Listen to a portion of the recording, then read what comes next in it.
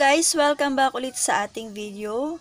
So ngayong araw is ituturo ko sa inyo kung paano magkakaroon ng sounds ang inyong iPhone sa gaming. Yan, kung mapapansin nyo, meron siyang sounds sa music, sa YouTube. Meron siyang sounds. Ayan, papakita ko sa inyo.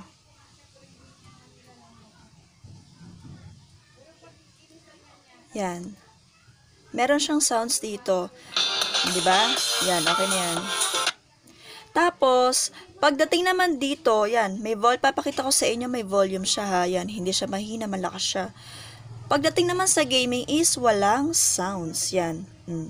So, check natin kung nakamute ha. Tingnan natin. Punta tayo sa sounds. Yan, ayan o. Naka-on, so naka-on siya, tas naka-high lahat.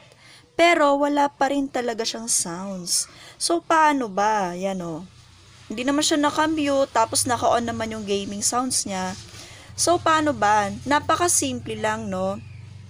Dito, meron tayong power. Ay, ito yung power. Volume down, volume up.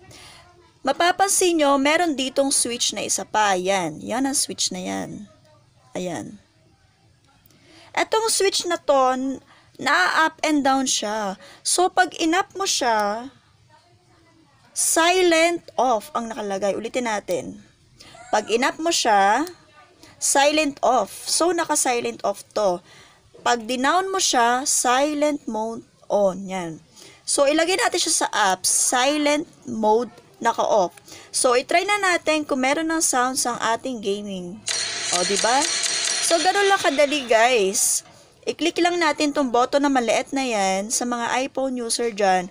Click lang natin yan. Magkakaroon na ng sounds lahat ng games natin. Yan. That's all and thank you for watching. Sana may natutunan kayo. Comment down below kung meron pa kayong mga katanungan.